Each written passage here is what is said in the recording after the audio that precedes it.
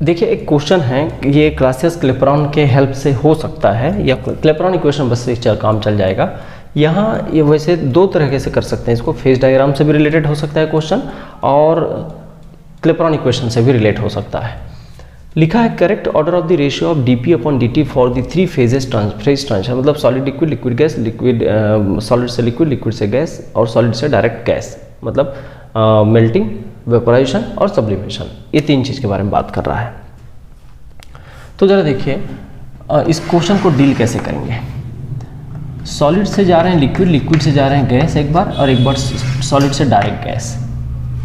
हमारे पास जो इक्वेशन है, simple equation, Clapeyron equation, dp upon dt जो है इक्वल्स टू होता है डेल्टा s पहले लिख देता हूँ, delta s upon delta v, ठीक है, delta s upon delta v। तो यहाँ जो डोमिनेंट फैक्टर है, जो डिसाइड करने वाला है, जिसके जरिए क्वेश्चन होगा, बस वो पता चल जाए तो काम हो जाएगा। तो मैं यहाँ पर आपको बता दूँ कि वॉल्यूम चेंज से करना, आप इससे करना, एंट्रोपी चेंज के बजाय वॉल्यूम चेंज से करना, ठीक है, वॉल्यूम चेंज से करना आप क्वेश्चन, फिर कभी भी क्वेश्चन धोखा नहीं देगा, ठीक है। फिर यहाँ से देखें क्या कि यहाँ वॉल्यूम चेंज जिसका छोटा होगा उसका dp अपॉन dt बड़ा होगा। आप बताइए, यहाँ से यहाँ जाने में वॉल्यूम में कम अंतर आएगा, यहाँ थोड़ा ज़्यादा अंतर आएगा, और यहाँ तो बहुत ज़्यादा अंतर आएगा। तो कहने का मतलब सॉलिड से लिक्विड में जो वॉल्यूम चेंज है डेल्टा V1 कर देता हूँ, डेल्टा V2 कर देता हूँ, डेल्टा V3 कर देता हूँ, हाँ। तो डेल्टा V1 यहाँ पर देखो सबसे छोटा है, डेल्टा V2 थोड़ा सा बड़ा है, डेल्टा V3 सबसे बड़ा है।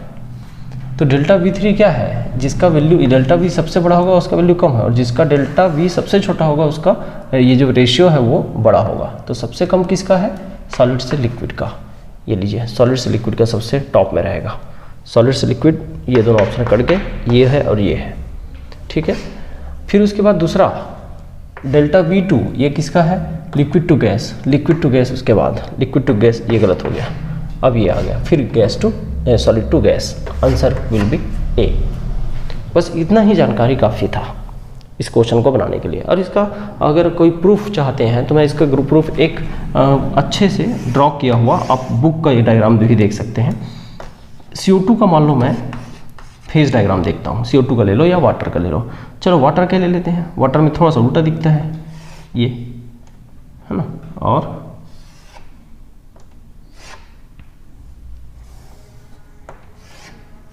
इस तरह से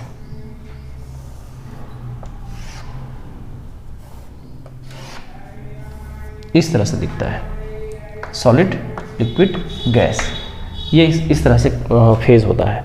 तो आप साफ साफ देख सकते हो ये भी थोड़ा सा बेंट फॉर्म में रहता है, ऐसा बेंट फॉर्म में, ये स्ट्रेट रहता है। तो यहाँ देखो ये स्ट्रेट ऊपर चढ़ रहा है, इसका स्लोप देखो सबसे ज़्यादा है, मतलब जितना इस एक्सिस के करीब आएगा उतना ज़्यादा, और जितना इस एक्सिस के करीब आएगा उतना कम, जितना हॉरिजॉन्टल एक्सिस के करीब आते जाएगा उतना कम। तो आप देखते जाना, जो चढ़ाव है इसका सबसे ज़्यादा है सॉलिड से लिक्विड का, तो सॉलिड से लिक्विड का चढ़ाव सबसे ज़्यादा है, इसीलिए हम लोग बोलते हैं कि इसका स्लोप सबसे ज़्यादा है। ये प्रूफ है, हर डायग्राम में ऐसे ही दिखता है। फिर उसके बाद देखो सॉलिड से गैस वाले का ऐसे झुकाव बहुत ज़्यादा है, मतलब ये हॉरिजॉन्टल की बराबर, लगभग ऐसा लग रहा है कि हॉरिजॉन्टल हो गया बाद में, तो इसलिए ये सबसे कम है। और फिर ये बीच का है, तो इससे भी आप चेक कर सकते हो कि ये जो आंसर है वो सही है, ठीक है। कि आप CO2 को देख लेना, H2O को देख लेना, जहाँ जहाँ सॉलिड से लिक्विड होगा वो एकदम शार्प है, सीधा सीधा। तो ये प्रूफ करता है कि आंसर ए सही है, और इसमें वॉल्यूम चेंज को इम्पोर्टेंस दिया गया है, ठीक है भाई। तो इस क्वेश्चन को नोट कर लीजिए, ये भी क्लासियस क्लेपेरॉन का एक यूज़ हो गया, ठीक। हाँ, ये इस फेज डायग्राम पर जाएंगे तो पता चलेगा, इस पॉइंट पर तीनों के तीनों एक तरह से एक फिक्स प्रेशर और फिक्स टेम्परेचर पर तीनों के तीनों phase, solid, liquid, gas equilibrium पे होते हैं। खैर वो बात का सवाल है, लेकिन अभी इसको नोट करें, एक अच्छा क्वेश्चन है।